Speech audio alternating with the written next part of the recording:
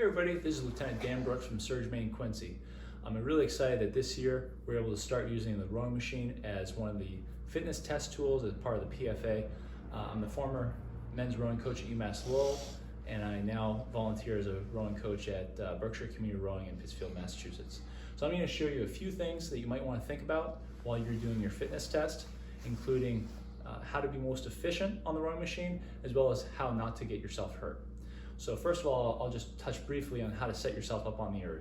There's a couple of things that you can adjust on the erg to make sure that you have a good ergonomic experience and maximize your output. Once the foot stretchers, there's two angles on the foot stretcher, the foot plate and the top piece here.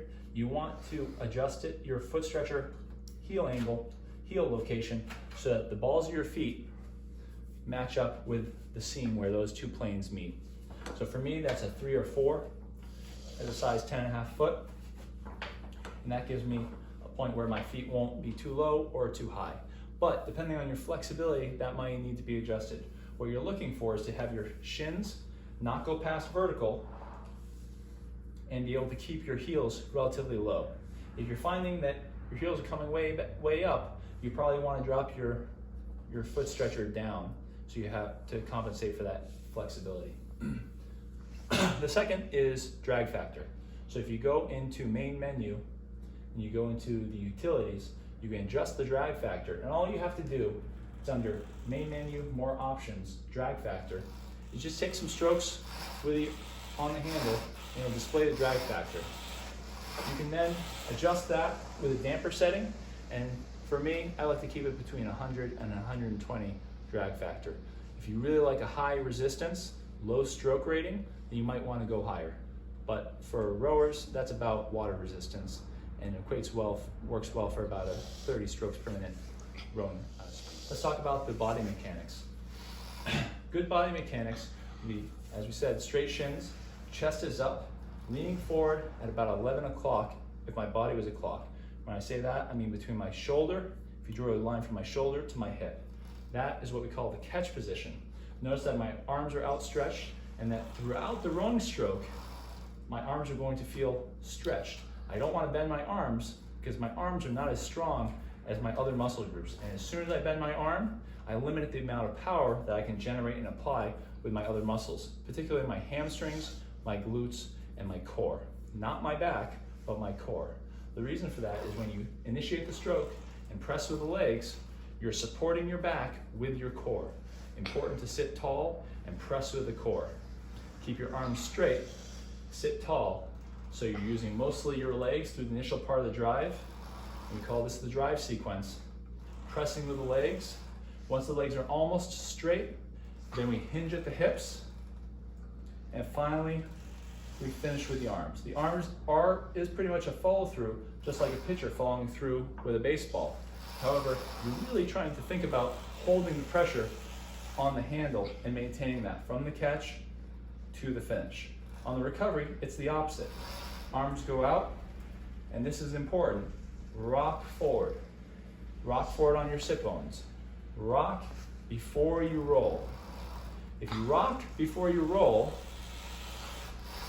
that'll allow you to have a moment of recovery during the recovery as you come back up for another stroke. So rock, then roll. And that'll set you up for a nice strong catch where your body is in the correct position. And from here, you're pressing again. You either want to keep the handle coming straight in and straight out, or relax and get your hands up by the time you get to the catch. If your hand is here and you go to take a stroke, you're here before you're actually lined up to apply power. So make sure the hands are up as you come to the catch. Some ergs will have some tape on the rowing machine to indicate where the chain should be lined up, but that really is subjective to who is rowing and how tall they are. So just think about keeping the hands up enough so when you take a stroke, when you initiate a stroke and you lock in with your heels, you should feel like you're connected immediately. So much to the point that you could actually start pressing fast and you almost have your butt come off the seat. Do this with caution so you don't come off your seat and your butt bones to land on the rail. Let's talk about split and stroke rating. Stroke rating should be somewhere between a 24 and a 34 stroke rating. If you like going at a much higher stroke rating, you've got great cardio and good technique, you might think about a 34. If you're not as comfortable on the erg, or you really like to muscle it, you might be at a lower stroke rating. As far as split goes, most rowers look at this as on the screen as a time per 500 meters. So you'll see on the screen what equates to a 7-minute 2K, which is what I'll be going at for as in my age bracket, male between 34 and 39, is a 1:45 split. That'll be a 7-minute 2K. So those are the two numbers that I'm going to look at when I do my 2K. So I'm going to go ahead and take about 20 strokes at the rating that I just mentioned. Try to keep it at about a 30 stroke rating and about a 1:45 split. That's going to vary depending on your familiarity with the erg, your fitness level, but what is important is to only take a few strokes to get to that stroke rating and to that split that you plan for, and hold it there. Don't get excited and start going at a very high stroke rating and see your split go to very low numbers, which means that you're going faster, and think that you can hold it. Because if you haven't practiced it, the adrenaline starts pumping and you think you can hold it, but you will fly and die. I know that I can hold a 1:45 for a 7-minute 2K at a 30 stroke rating, so I'm going to, even if I feel like I could go much faster at the beginning of the piece, I'm going to settle right in within a few strokes and try to hold that. If there's 500 meters left and I feel like I'm still strong and I go faster, then I'll try to maintain the stroke rating and apply a little bit more power. I'm going to go ahead and take about 20 strokes at a 30 stroke rating at my planned 1:45 split. Here we go. You'll also notice that I shorten up the first couple of strokes just to get the wheel spinning, because there's higher resistance when it's at a standstill. So I'll take about 2-3 strokes at half slide or 3/4 slide and build right to my race plan. Ready, all row.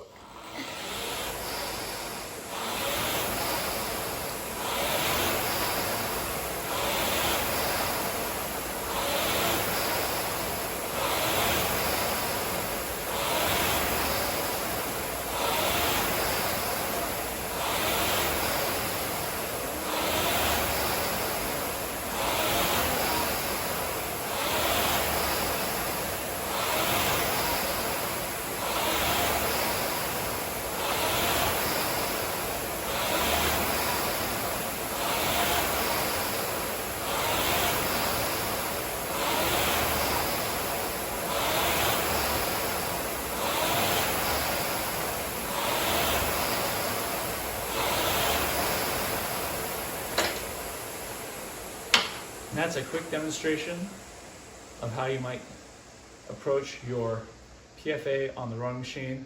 I hope that was helpful. Hopefully it helps you get a faster score on the rowing machine and prevents you from getting hurt.